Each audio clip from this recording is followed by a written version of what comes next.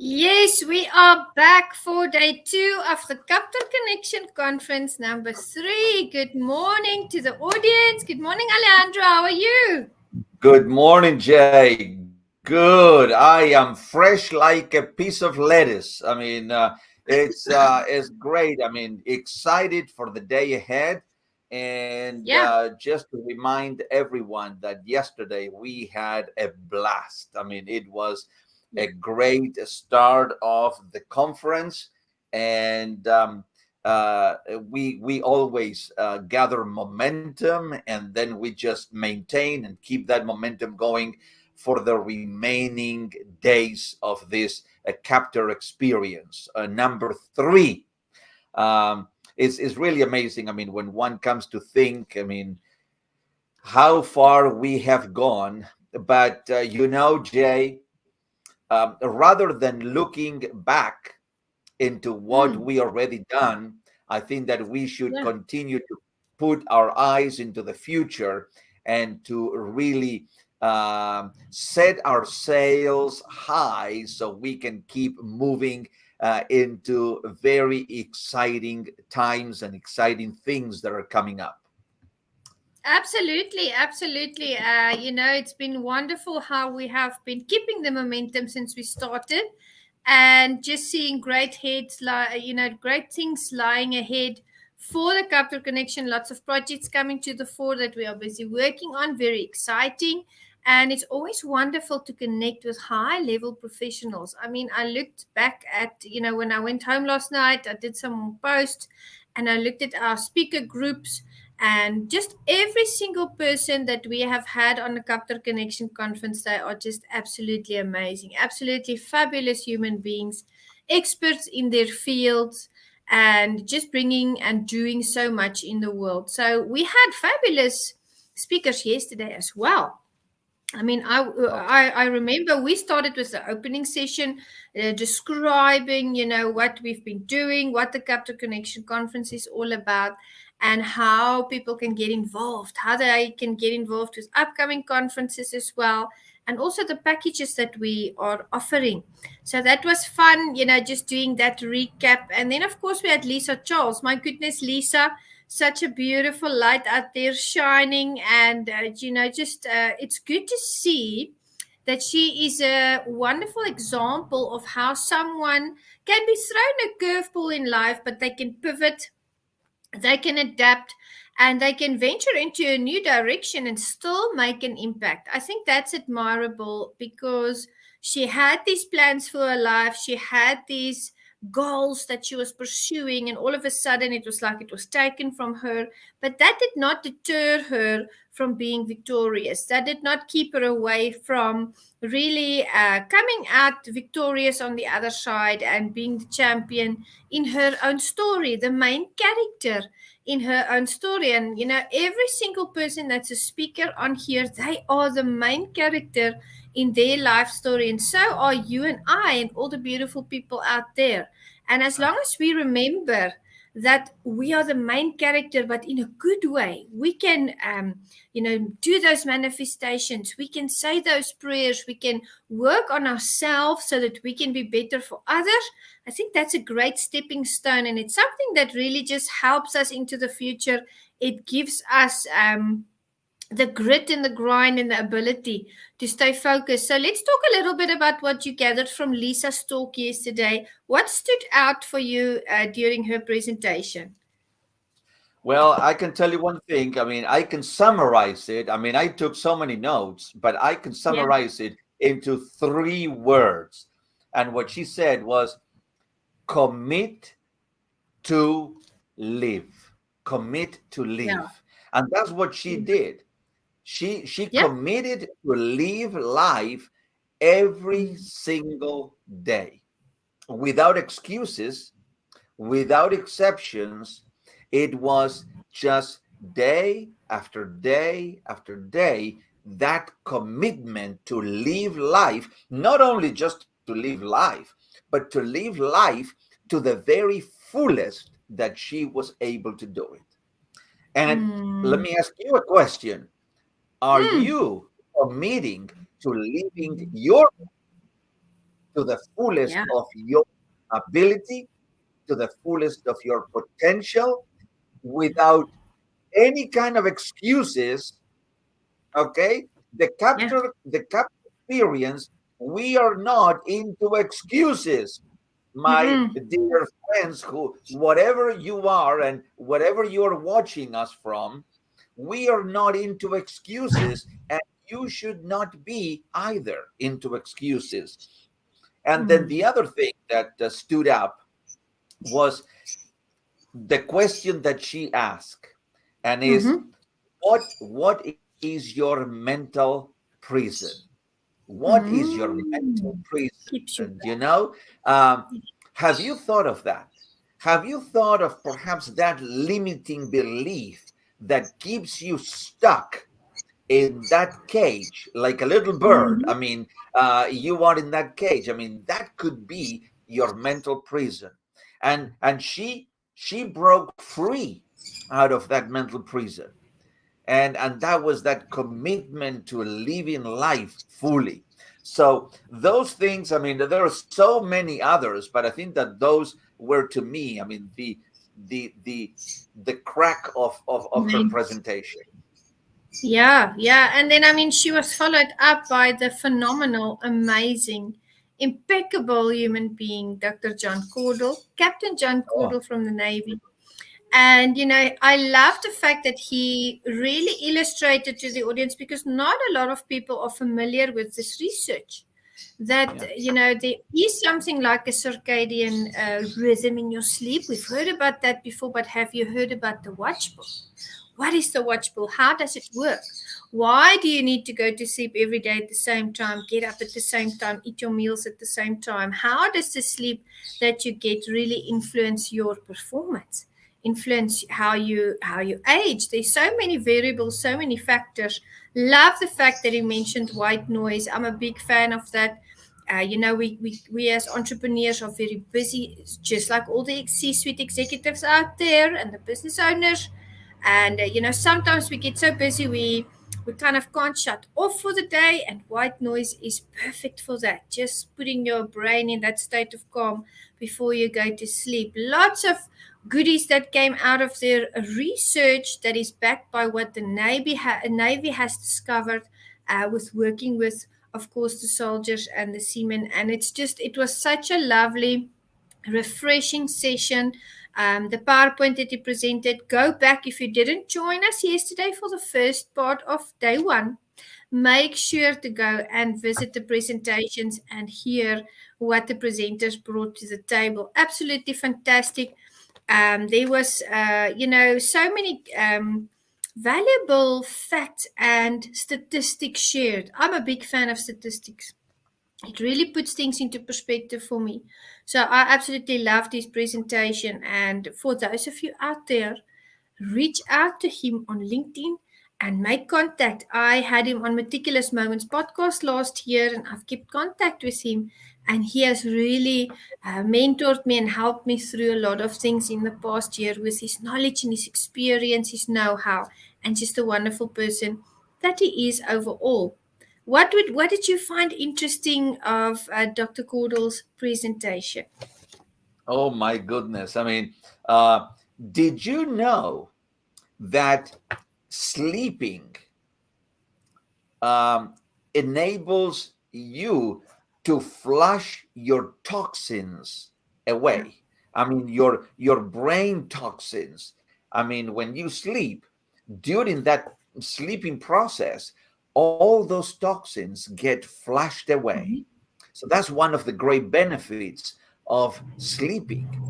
For those of you who said, I don't need any sleep, I mean, I can just go on and on and on and on. No, my friends, no. We our bodies, we need sleep. You need sleep. And the other thing is, if you have, this is an equation. If you have sleep plus nutrition plus exercise, what is that? What are those three elements equate to? Elite Excellent. performance. Mm. Elite performance. Do you want to Do you want to perform in whatever activity you do? I mean, whether you are a motivational speaker, whether you are a coach, whether you are an engineer, an architect, a plumber, an electrician, whatever activity you engage in, do you want to take that activity to an elite performance level? Well, three things you have to pay attention to: sleeping, nutrition, and exercise. Okay, Good. and that was a great lesson from Dr. John Cordell. I mean, what a great guy indeed. Yeah. Fantastic. Absolutely, absolutely. And the exercise and the good nutrition and the sleep, that also applies when you're traveling like me. Yeah. I loved how he explained how long it really takes a person to recover, especially when we go into different time zones. We may be traveling nationally, yes, we get tired, but an international travel is a whole other ball game. So, guys, again, go back and watch his presentation and learn, because sleep is something that really applies to all of us. None of us can outrun it. We need the rest. It's how we've been created. So next up, I mean, you and I had a lovely discussion on pain and bridges. Pain and bridges, what's that all about? So we talked about pain, and aside, of course, from the exercise, no pain, no gain that you mentioned. I said, that we shouldn't put ourselves into situations where we know we can get hurt. We should love ourselves enough to make sure that we are vigilant about doing that. And pain is not my friend. I don't like that saying very much. No offense against anyone out there. Emotional pain, mental pain, but it is my teacher. And I learned the lesson and I move on. And I used martial arts as an illustration. If your hands are not up and you get punched in the face, or you get your nose broken, or you get, your lights out, the lesson is learned. Next time, you'll be more careful. And of course, you'll lift your hands and do the things that your instructor has taught you. And then we moved on a little bit and we talked about bridges. And I said, sometimes we form bridges with amazing people, and they are evergreen bridges. They are there forever and ever. We know them for years and years. They become a part of our lives. They become a part of our family, whether it's in person or whether it's online. And sometimes we form bridges that are booby trapped. Maybe we go in with a good intention, and then that is not what transpires, but that's okay, because on our side, we always give peace and love to everyone out there. You turn away and you move on and you build another relationship, you network another friendship into your life. Now, very important what I said, and that relates to the fact that I talked about communication, was a bridge can be a one-lane bridge, but it's not a one-way access point. So make sure that when you are communicating, that you are communicating effectively, and that you get to the place where you connect, where you always are on the same page with the person that you are conversing with. Because a lot of times, sometimes we send a message on our mobiles, and the text message, maybe we're in a rush, maybe we're driving, maybe it isn't read on the other side the way that it was sent, with the intent that it was sent. So voice notes are good for that, but in person, whether it's online, I'm in person in this room, whether it's online or whether it's with someone close to you in your same area, keep those communication lines open. And we took that, the pain and the anger that people experience. Anger is pain that hasn't been dealt with, and we took it over into relationships and networking, and how we can build effective bridges so that we can have a pleasant experience. So tell us a little bit more about your view on that. I know we had quite a discussion. Yes, I mean, we talked. I mean, I love the fact that you said that pain is not your friend, but it is your greatest teacher. And that's what it should be, because if you don't learn from those pains that you have, then they will come back. until you learn them. You know, it's is part of growing as a human being and growing in life. But then I threw like a curveball because I said, okay, well, I mean, pain is not your friend, but we all heard the famous expression, no pain, no gain. And Yeah. definitely, I mean, if you want to gain muscle, you want to Yes. experience pain. If you want to, so there are situations in life where pain is required in order to get to the next level of your That's it. progress. Okay, you have to Yeah. experience pain. And then I talked a little bit, we talked about Joseph Campbell, the great Mhm. author, because he is very well known by um, illustrating the hero's journey. And the Mm. hero is someone who does not automatically, I mean, when you see a hero movie, you don't see the first scene of the movie, the hero killing all the bad guys or conquering whatever it is. No, no, no, no. You see, the hero is a journey. The hero has to go through very painful experiences and conquering those painful experiences Yep. before it defeats the evil ones and the bad guys. So that's the hero, and you are a hero. So we are all heroes in life, and so we have to go through um, areas of challenge before we can get to the other side. I mean, where we can experience success. So Yeah. that was our Yes. session on pain. And then who did we have after that? Yeah, we talked a lot about the fact that when I just want to add this before we move to our next speaker, the fact that people that go through traumatic things often find themselves in that trial and tribulation, and they then proceed to do magnificent things out there. And I used the illustration of the Marvel movies Yeah, because I watched them with my son. And Matt Murdock from Daredevil, he was in an accident. He lost his sight. He lost his father later on. Hero. The Arrow, he went. They had a shipwreck, and he lost his dad, and he became the Arrow. So I agree with you. In order for the anointing oil to flow, if we speak in biblical terms, sometimes something inside of us has to break. As long as that lesson is learned, and as long as we realize that the greatness is out there. I believe that we had Dustin Dale.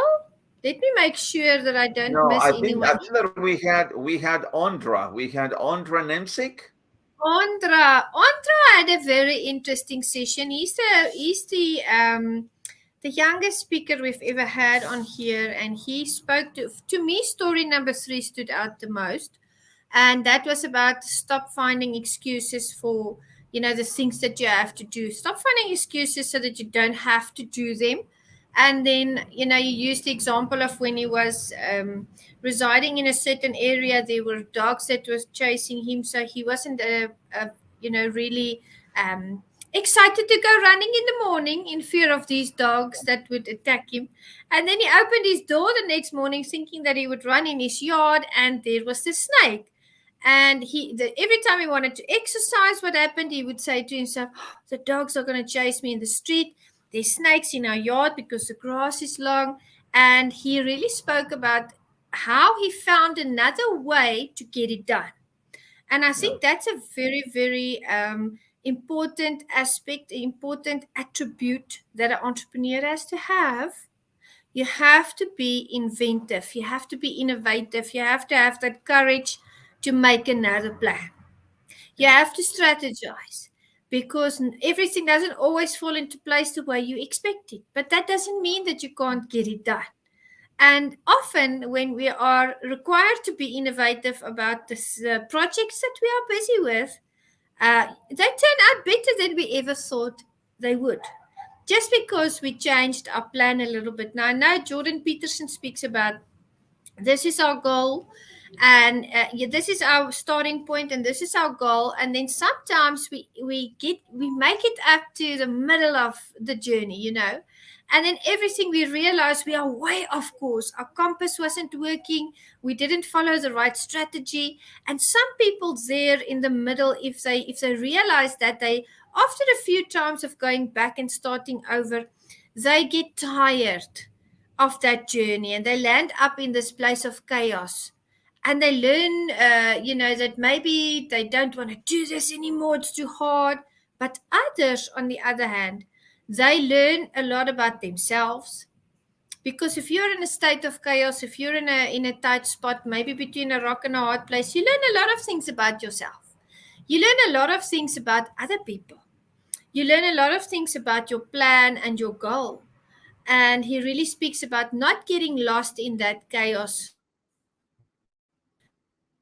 until you reach that goal. So that, Yeah. Andras' presentation kind of made me think of that. He made another plan. He hopped in the car, he drove 3 miles, and he just ran in another place.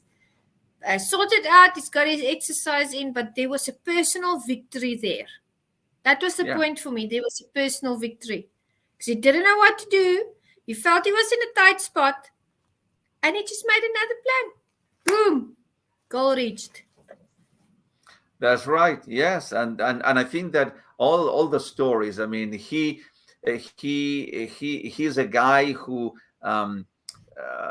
came from not very pleasant environments. I mean, as he was growing up, Yes. but and he experienced, I mean, social anxiety. I mean, he would not talk to anybody. He would not engage strangers in conversation.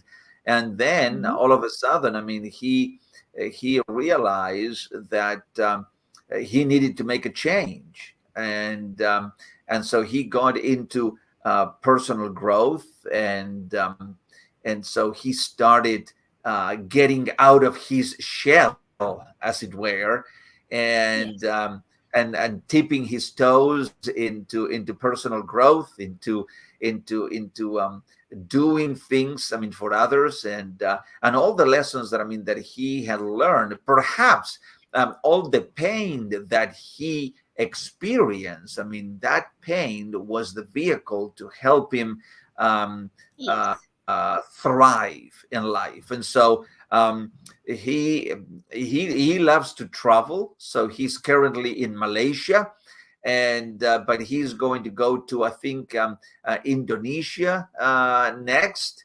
And so he's a kind of a traveling nomad, and what a great experience, I mean, to be able, I mean, to mingle with different cultures, different peoples throughout the world, and a beautiful thing. And he coined the term robo-humanist. Humanist. Yes. Robo-humanist. So there's a connection between humanity and technology, and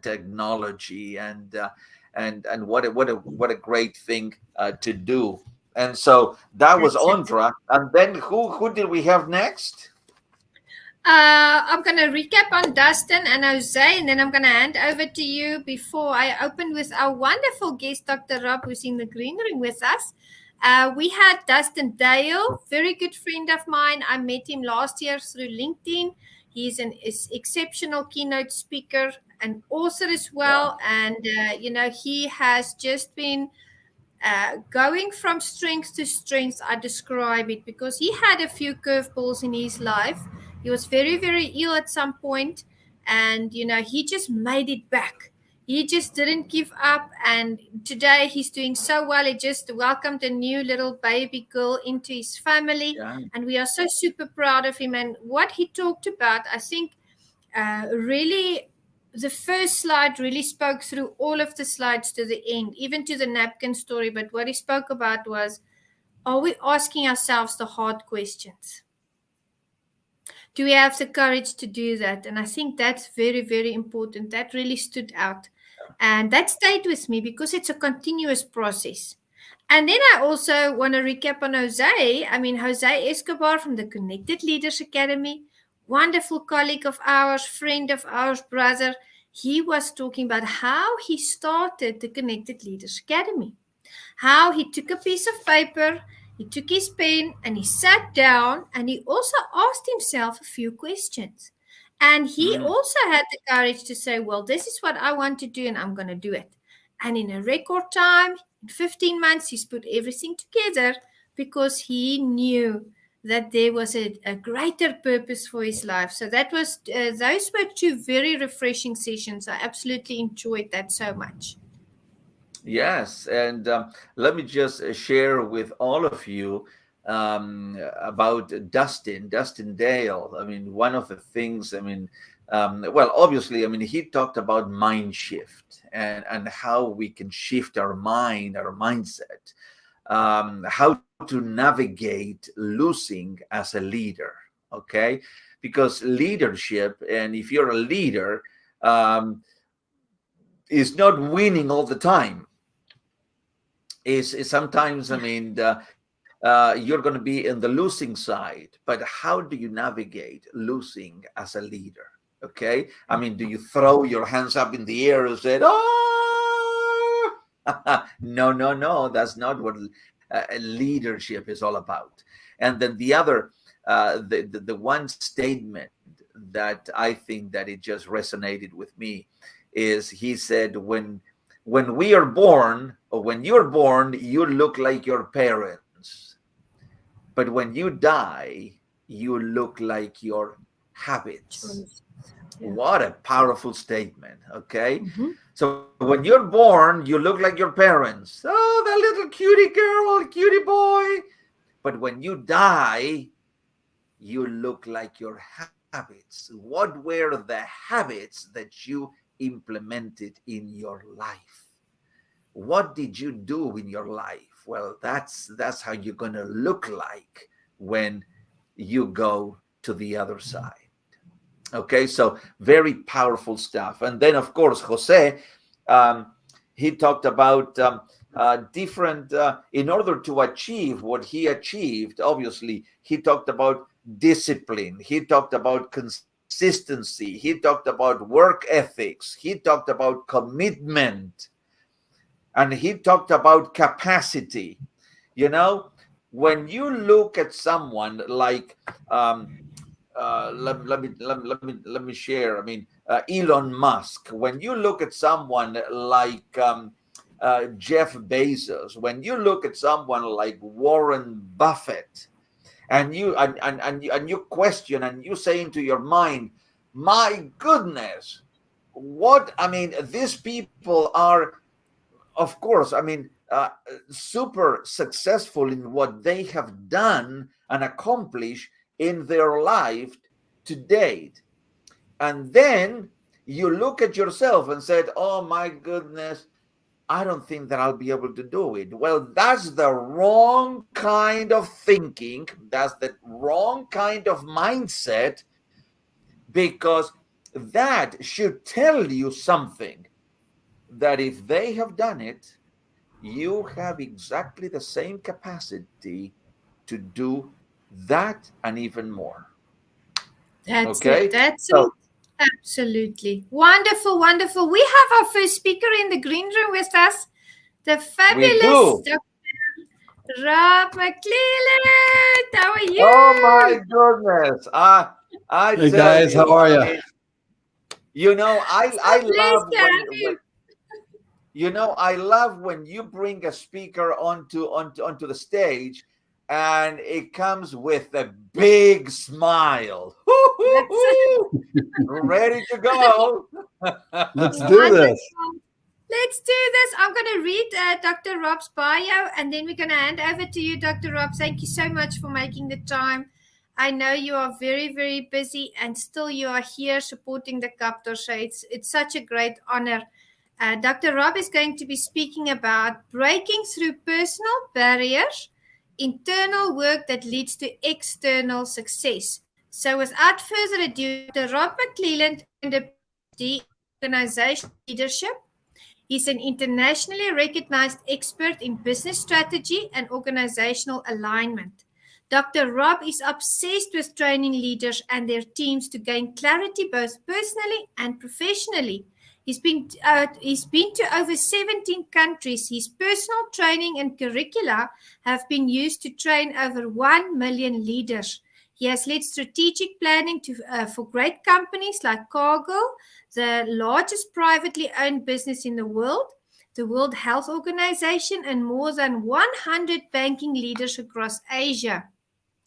Over the last 3 decades, he's led a college campus in Washington, D.C., a medical foundation in the Silicon Valley, and an international organization with 700 hospitals and schools on 5 continents. John C. Maxwell personally recruited Dr. Rob to lead Equip, the largest leadership development organization in the world. Rob went on to serve as the founding president of the John Maxwell Leadership Foundation before Rob launched Upward Leadership to coach executive leaders and their teams.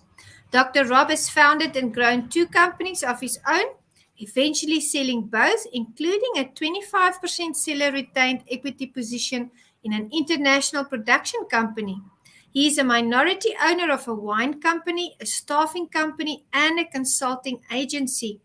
He has conducted over 500 training workshops and has developed growth plans for companies ranging from nonprofits, universities, hospitals, the World Health Organization, to the largest privately held company in the United States, Cargill.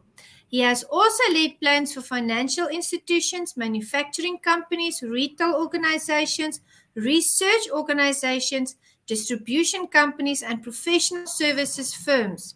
Additionally, Rob is an expert in mergers and acquisitions, having trained thousands of business owners how to exit for maximum value. In his free time, Rob has visited all the Major League Baseball stadiums and many of the NFL stadiums. He volunteers for his church, charitable organizations, and for the US Open Golf Tournament. As an amateur chef and self-proclaimed foodie, Rob is the founder of the Silicon Valley Benefit Wine Auction and has been to more than 100 restaurants featured on the Food Network. But his real claim to fame: he has been married to the incredible Dawn McCleland for 38 years. They have 3 adopted kids and 4 incredibly awesome grandkids. They all call him Papa. And helping them become champions is one of his greatest callings. Please welcome Dr. Rob. Over to you, Doctor. Well, thank you. First of all, we're going to have to work on shortening that bio. When I hear it, I can't really tell either this guy was promoted a couple of times or he can't hold down a job. I'm not sure which one it is. But what I do want you to know, I want your listeners to know, and so thankful to support great people in the work they're doing. And so the privilege of being with you guys, thank you. I appreciate that so much. What I want people to know more than anything else is my heart. My heart beats for people who are willing to put in the effort. They just don't know which next steps to take. And they're stuck for some reason. They're in a rut, or they've tried a few things and it doesn't work and they get discouraged. And so I don't just say, hey, let's try something new. What I do is I am a researcher. My PhD is in organizational leadership, but I studied several different parts of the organizational charts. Specifically, my PhD dissertation was one of the first ones ever done in the field of executive coaching. And not only helping people get unstuck, but learning what's going on the inside. Even as you were talking about some of the incredible guests and some of the friends that you had on yesterday that I appreciate so much, when you talk about things like changing your mindset and getting some new directions in your thinking, I know so many people, they want to do that. They really do want to change their mindset, yet they keep getting drawn back to the same type of outlook, and it becomes a very difficult journey for them. Why? And it's because of some internal barriers that they either A, didn't know were there, or B, they've always known there was something, but they did not know how to deal with it. And so I started studying this. There was a group, and they were out of Dallas, Texas, organizational group. It was called LEAD, and that was LEAD, Leadership Evaluation and Development. And what this group did is it took leaders who were in their 50s and it went through their life with a fine-tooth comb. And when I say a fine-tooth comb, I mean it. I mean, it went through their life, it went through their relationships, it went through their marriages, all kinds of surveys, everything from background and personality types, leadership styles, conflict styles, went through all of that and began to get a picture and put that picture together. And here's what they discovered. Leaders, when they were in their mid 40s to mid 50s, whatever size organization or whatever level they were able to lead at that point in their life, that pretty much was it from then on. They sort of plateaued. They might get a little wiser, might get a little bigger, but they might have had this almost meteoric rise, and they're doing really well, but all of a sudden it just plateaus at a certain level. And the reason it plateaued was not because of their skills. It wasn't because they hadn't been to enough conferences. It had nothing to do with their college degree or had they studied more. Isn't that funny? So many of us think, well, I really want to go back to school. I'm thinking I should get this other degree. Like that's going to be the magic bullet that really helps us shoot our shot and overcome some of these things. Found out that none of that was it. And so what do?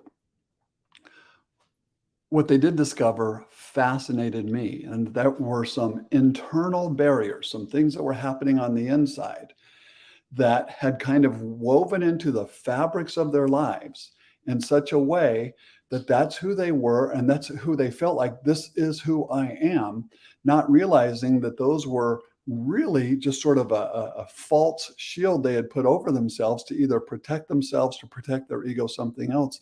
And that as those began to dissipate and come off, they could become their real selves again, become more of an open mindset, a learner again, see their past faults, and begin to make the kind of progress they'd always hoped to make. As they did that, how do you overcome those internal barriers?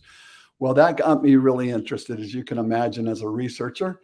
And so I started digging in, and I found that there are three key areas for leaders, that these are internal barriers and ways to overcome them. And if we do, they do lead to more external success. Now, success in my life is not having a bunch more money. We do well. I'm very thankful for that. But we give away a lot of our money. We've started a family foundation. I don't live in a gated community. I don't even have a nice car. My wife has a nice car. Why? Because she wants a nice car. Why don't I have a nice car? Because I don't want a nice car. What we have decided to do is say, what is a great life for us? What does that look like? What does that feel like? And then let's go after that. And anything that we have in above or beyond that, we want to invest in other people, specifically in our family foundation. We do a lot of leadership development with younger people in Indonesia, Philippines, other places like that. And we get so much joy out of it. Wouldn't it be terrible if you had more money and less joy? Oh my goodness. How about less money and more joy? I will take that any day of the year. And you just can't find people who are married 38 years, still nuts about each other, and have these opportunities that we would not have had we not learned some of these things to get through these barriers. Why? Because when I told you about that program in Dallas and what they did with leaders, I was one of the leaders. I had plateaued. I was starting to go into what I would call a self-sabotage cycle, working harder than ever, trying new things, but just kind of coming back to that same place in my life because of the way I would entrap myself, get myself in trouble, try to come up with my own way out, have it not work. And so then what I'd want to do is hide that from the people that I thought really needed me to be good or popular or something else. And I went through a pretty low place in life. And that woman that I said is so incredible. I remember one day where I had been actually accused of a few things that weren't accurate. At the same time, the fact that they would accuse someone like me of something really, really hurt, because my reputation's everything. I remember laying on the floor in this little house, and I remember it because I was spread eagled out on the floor, and my face was down in the carpet, and I still remember it smelled very dusty, which is funny because we keep pretty clean house, but at that point it smelled dusty. And I'm laying there and I'm just kind of half thinking, half praying, and I'm saying, God, I'm not one of those guys. I'm never going to kill myself, but if you stop my breathing, that wouldn't be a bad thing right now. Hurting so bad, just kind of going, what is going on? And I can't seem to get out of this. And that beautiful wife of mine came in, and she just sat next to me on the ground. And so I rolled over, I'm laying there. And as you can tell, I don't have the greatest hair in the world. And I didn't back then either. But she reaches over and she slowly just starts stroking my hair and doing, touching me a little bit. And she starts just singing a song, singing over me. Now, what's so amazing about this is my wife has a terrible voice. I have the worst voice in the world. She's not that far behind me. But to me at that moment, I think it was an angel.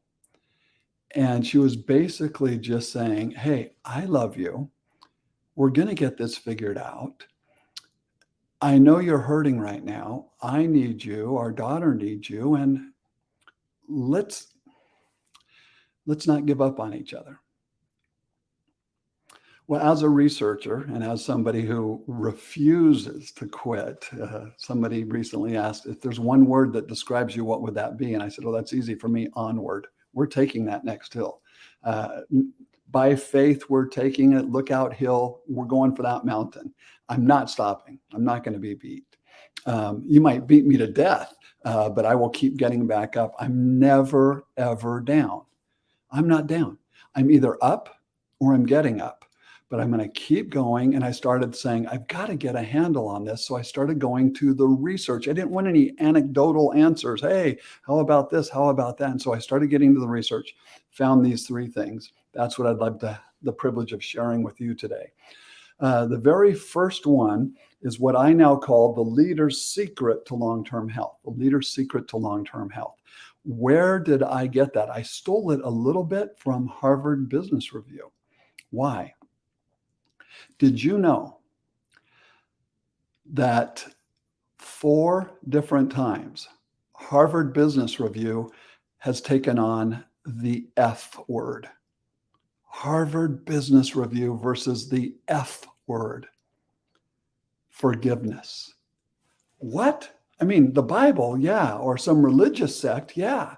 But Harvard Business Review talking about forgiveness 4 different times, 4 different issues. They've talked about it. And the one that really kind of stole my heart as I saw what was going on, and I'm trying to work through some of this stuff on my inside. And here's what I read in Harvard Business Review. When you cannot forgive the people who have hurt you, these feelings become a mental poison that destroys the system from within. As numerous studies have shown, hatred, spite, bitterness, vindictiveness create fertile ground for stress disorders, negatively affecting your immune system. And to boot, an unforgiving attitude is positively correlated to depression, anxiety, hostility, neuroticism, and associated with premature death. The article continued to say that those who cannot forgive will never be the kinds of leaders that get the best out of their followers. The ability to forgive is an essential capability for any leader wishing to make a difference. That's not the Bible. That's Harvard Business Review. And that was only one of 4 different issues where they've taken on. Why? Because what they've found is so many leaders have things going on the inside. And what we do is like, that was really painful, but I'm putting that in the past and I'm stuffing it down and I'm putting it in the past because I've got to move on. And stuffing it down and putting it in the past doesn't work. So I have spent time with leaders on every continent other than Antarctica. helping the leaders work through stuff and learn how to forgive. Guess where you have to start? You have to start with, how do you forgive yourself? And so I've done work in that area over and over. And usually there's some pretty quick breakthroughs, but they're not complete breakthroughs. They're breakthroughs until the next time you think about it again, think, well, it still wasn't fair, but what about this? Or what about, and your mind wants to do that because you've built your identity on this for so long. It's not my fault, or that this really isn't something that, and so you want to go back to that every time things get tough again. And you have to retrain your mind that, no, we're going up that hill and I'm not taking this weight of unforgiveness with me. I am not going to let those things, the depression and the neuroticism and some of those things affect my life. So number one, I found internal barrier that you have to break through for external success. Very first one is a sense of forgiveness, often starting with forgiving yourself, but certainly those around you.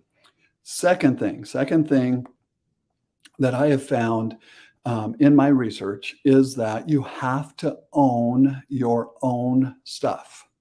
You have to own your stuff. No more excuses, no more, it's not my fault, you don't understand, here's the circumstances. Yeah, we all have rough circumstances, and some people do have it easier than others. But the fact of the matter is that all leaders who attain higher levels become good in one area. You know what that area is? Execution. They actually get stuff done. They actually try stuff. I was blown away. Here's what started on this one when I was reading some of Daniel Goleman's research. And he's the guy who went into EQ rather than IQ, emotional intelligence, the emotional quotient.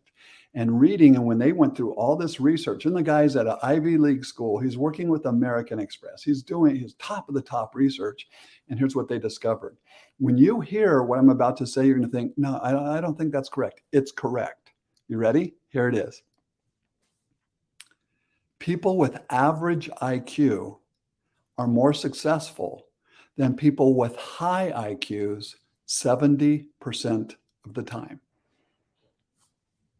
I'm sorry, I think we got those stats backwards. No, we didn't. People with average IQ are more successful than people with higher IQs 70% of the time. 70.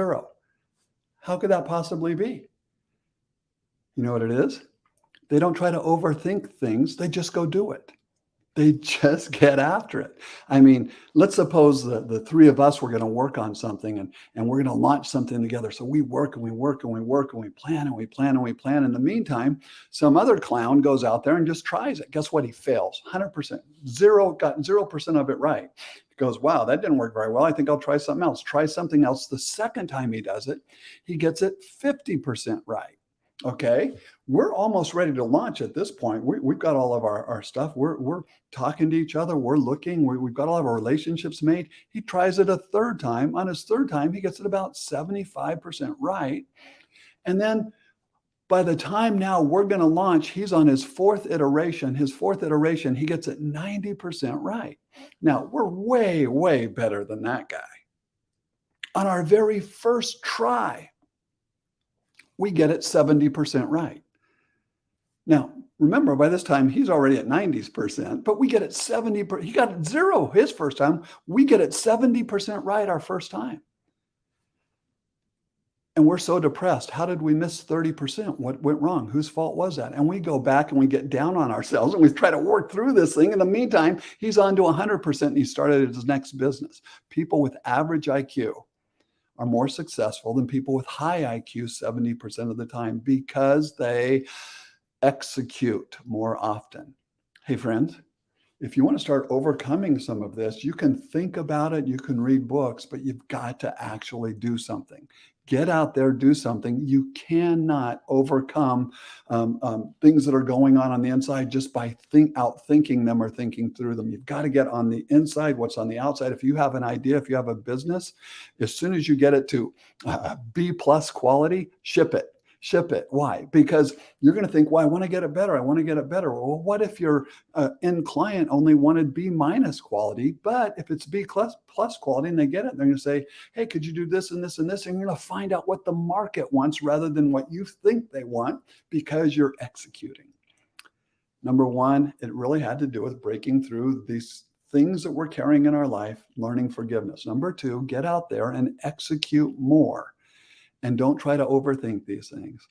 And then number three, it is a great study that was done. There was a 13-year period in the United States of America where 25% of all Fortune 500 CEOs lost their jobs. They were fired. Could you imagine that? I mean, fired, gone. These are not people who stepped down or retired after a while. These were ones who were walked out the door. 25%. Well, who's hiring these clowns anyway, right? Well, it's only the smartest people in the world, board of directors for Fortune 500 companies, yet they are still getting it wrong 25% of the time. Now, just think if you were in the 26th percentile, you're not fired, but it's not going very well for you. And so they started doing this study. It was called a longitudinal study, the same study over a 10-year period, and saying, what is going on here and why are so many of these people losing their jobs?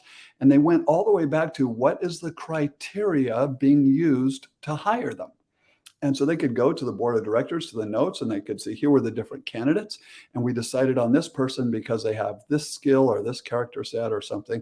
And they said, those things that they're saying, these were our hiring criteria. Were those really good indicators of future performance? And the answer was no, they were not. And so then somebody really brilliant, and I don't know who this was. I saw the whole research team and all their names. I don't know which one came up with this idea, but they decided we're going at this the wrong way. Let's look backwards. And so what they did is instead of going to the top 25% of the companies doing well in the Fortune 500, and think about this. When I'm not talking about just the top the biggest companies in the Fortune 500. During that same 10-year period, you could see which companies were starting to do better, and which ones were kind of going downhill. So over that same 10-year period, the ones that were really good, not the top 25%, they only looked at the top 5%. The top 5%. And they said, what is it that those people are doing over and over and over again that's bringing them success? What is that they're doing so well, and could we hire for that instead? And what they found out is there were 4 things, but number one was way more important than the others. And that was, ready for this? They were decisive. They were decisive. They can make a decision. As a matter of fact, best research ever. I love this. I mean, this was life-changing for me. They found out it was better to make a bad decision than it was to not make it a decision at all. Because if you make a bad decision, you can change it because you find out it's a bad decision. But if you have no decision yet, you're still waiting to make a decision. Oh, I'm sorry. Well, we're not sure what to do. Well, are we coming out with that new spring line of clothing or not? Well, they're still talking about it. Well, we got to know. We've got to get the advertising and redo all the machines. Well, they're working on it. They're going to get back to us soon. They found out that the leaders who would make more decisions, they were decisive. And then they would make a bunch of bad decisions, but they would change them. They would kill the people who were just like, it's right back to that execution thing, right? The ones who are, we got to think about this one. We're not really sure. We're working on this. No. They get out there and execute. And you think, well, man, those people must have been so smart. I mean, if you're a Fortune 500 CEO, you got to have some like Ivy League degree or something, right? No. Here's what they found out. Fortune 500 CEOs, more of them have no college degree at all than have an Ivy League degree. It wasn't about being smart. It was about the way they looked at their past failures, the way they presented themselves. But the number one most important factor is that they were decisive. As a matter of fact, they found out as soon as they have about 65 or 70% of the information they need to make a decision, they pulled the trigger and made it. Why? They weren't going to slow things down. And they'd get it wrong sometimes. But the more decisions you're making, the more you're doing this, you're getting better and better anyway. So don't be scared of making decisions. Get out there and execute. The only way you're going to be able to do that is if you own your own stuff, and you'll get out of your own way and actually try things. And the thing that helps set you free for that is get rid of all that baggage you've been carrying. Bitterness, forgiveness, some of the things going on in your heart. Start there and move forward. So that's the research I wanted to present. All of that I can share anytime where I found it, where I did my research. Even on my podcast, it always says everything today is going to be relevant, researched, and ready for action. I don't give my opinions. What I do is I go find what's the best research out there, and then I put it into my own way of presenting it, so it's hopefully interesting for the people I have the privilege of working with in life. So with that, I've got a few more minutes. I am actually up in Seattle and with clients. I'm about to go into the room there. I need to be in the room in a few moments to prepare for a full day with clients. But I'm so thankful to be here, and I'd love to answer any questions or help you any way I can.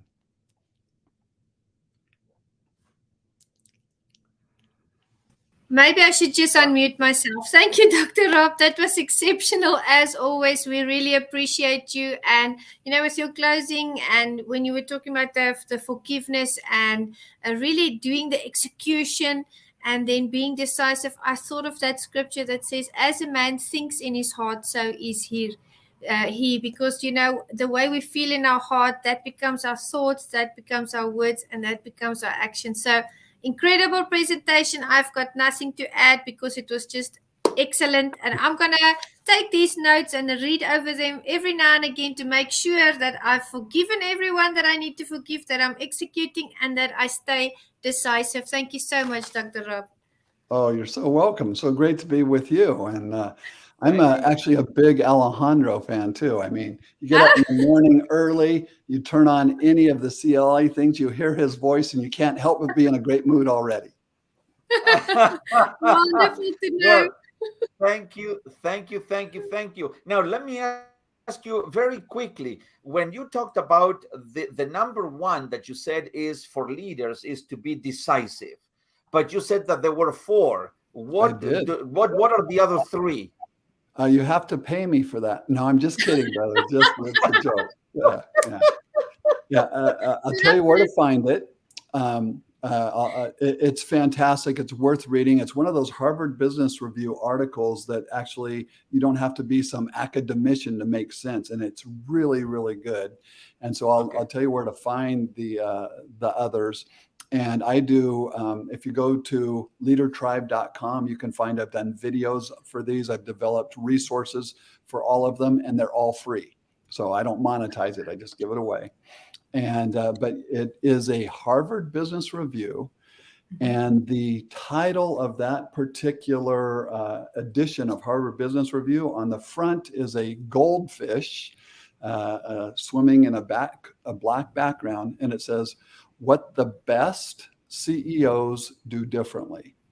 So if you'll just Google Harvard Business Review, what the best CEOs do differently, it gives you the stats I gave you, even talking about the Ivy League versus non-Ivy League degrees, and talks about the other three areas. And every one of them are important. How do I know they're important? Because I've taught every one of them to those little grandkids of mine. Wonderful. Excellent. Thank you, Dr. Rob, for your willingness and for taking the time, to share these precious lessons, with us. Really appreciate it. You're so welcome. And for you guys, the world, I'm so thankful for the conference and what you do to help so many people around the world. And if I can hang out with great people like you, it does nothing but make my life better. So on behalf of my wife and I, thank you. God bless you. And I'm going to get down and be with my clients. Bye, Thank you so very much. Have a fantastic rest of the day. Bye-bye. Thank you. Bye-bye. Alejandro, as always, exceptional. I can tell you. It's really amazing. That when you find and this Dr. Rob McCleland is an example of what true Yeah. servant leadership is all about. It, Because can you imagine that he's busy with clients, I mean, being there, but yet he has taken time and he says, okay, yeah. perhaps I have to get up early, Yes. and I cannot rest the way that I want it, because I want to not only serve the clients that I have to serve, but I want to serve um, these two individuals. I mean, for the KAPPTOR conference, Absolutely. and I tell you that that is something that I feel so honored. I mean, to have him a part of our lineup of speakers, and truly, it's someone that uh, I mean, we feel so good. I mean, to connect with and to have him in our network, because is definitely an individual who has well, tremendous experience, but he's also so down to earth. Yes. I mean, he's not. I mean, he's definitely, his ego goes through every door because he's not letting that ego, and he has I mean, he has what he has done in life. uh, I mean, he has a reason for his ego to be very, very high, but he's not letting that. I mean, he's down to earth and he connects, I mean, with people at their level, and that's what I That's true. appreciate of him. I mean, what a Yeah. fantastic leader.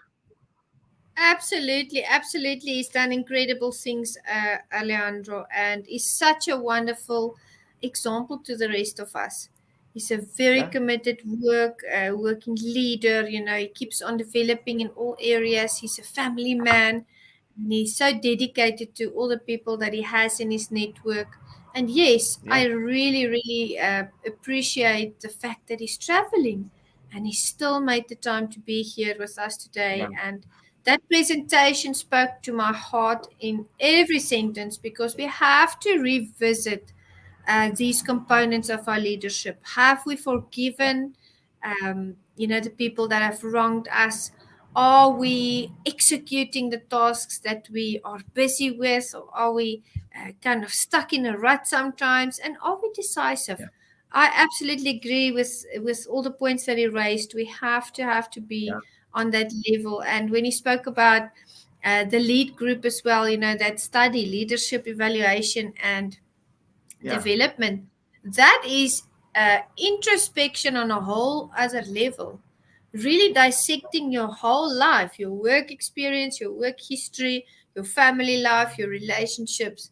That is, I think, at the order of the day, because I think yeah, sometimes there are things that we are willing to confront and we are willing to ask the questions about, and then there's other things that we kind of will deal with these ones, but we'll put those one aside a little bit just for later, and later never yeah, comes, and before you know it, it's a problem, and there's so much more internal work to do. So absolutely loved it. It really ties in as well with some of what the other speakers spoke about.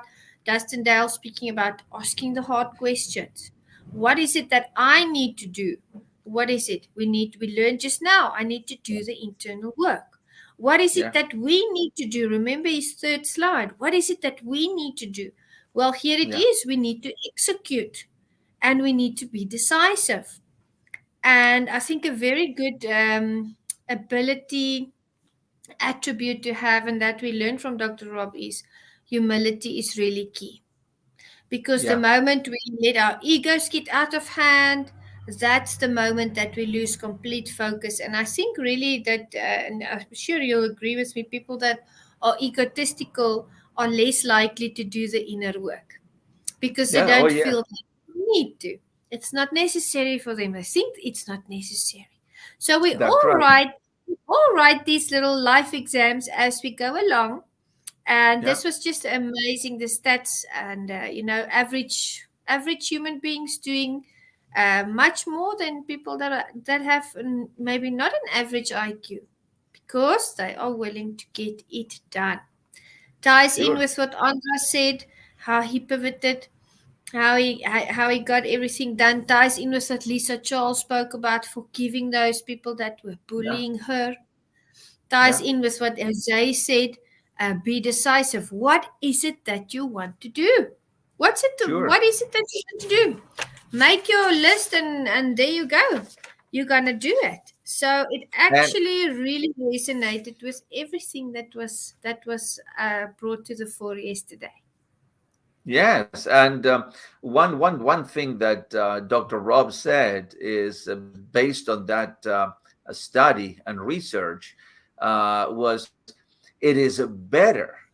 It is better, and this is the first time that I hear it this way.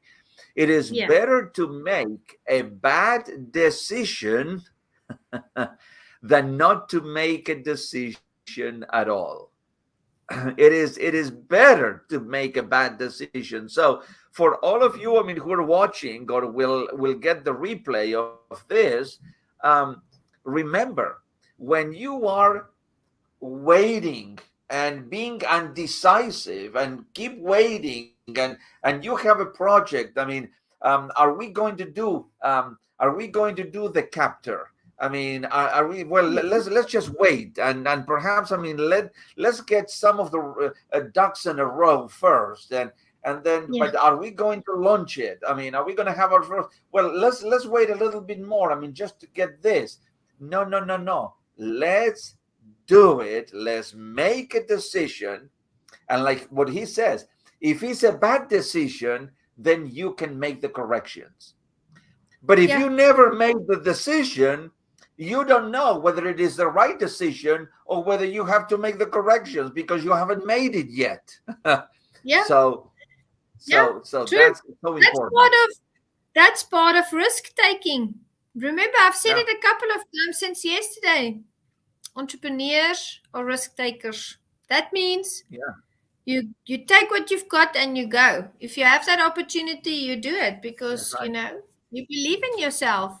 Faith is a big thing, Alejandro. Faith in God and faith in yourself is a big thing when you take risks. Yes. It doesn't Oh, come definitely. easy. If it was easy, everybody would do it. But it's something that you can find within yourself. You can make it work. Yeah. And Yes. there's millions of people out there that have shown this over and over again. And like Jose said yesterday, if he can do it, anyone can do it. So I want to say Yeah. to the audience out there, if we can do it, Alejandro and I, Dr. Rob, all our speakers, we faced lots of upheavals and things that we've had to overcome. If we can do it, guys, you can do it. Believe in yourself You and believe in yes. God. Stay in prayer. Well, you know one thing, Jay, I was thinking the other day, and I said it in a message. Um, do you know why God, when God asks anyone to do something, God never asks anybody to do something that is easy to do. Never. Yeah. You can go through the scriptures, I mean, from Genesis to Revelation, and you will not find any examples where God has said to someone, I mean, to a prophet or someone, to do something that is absolutely easy. And you That's it. start wondering, it says, why is it that God always asks people to do difficult things? And you know That's what? it. It is because God knows that is that the easy things are not worth doing.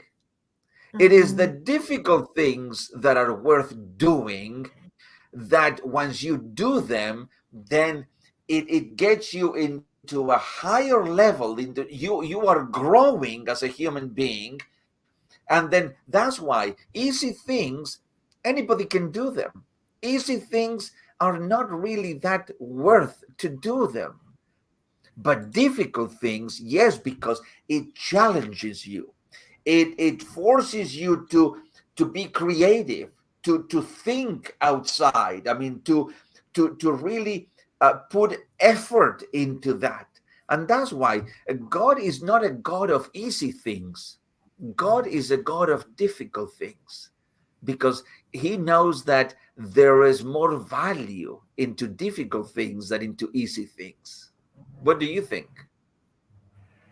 You know, I am thinking about things that I've faced in my life, and that just through faith and obviously God's grace, because God has always been there through my life. And I'm busy writing my book. There's a lot of things that I share online, but there's a lot of things that's going to be revealed in my book as well, that people don't know about me. Only maybe my inner circle knows most of it, but every time that I go through something like that, something life changing, something inside of me changes, and it will never go back to the way it was before. And that's not a bad thing.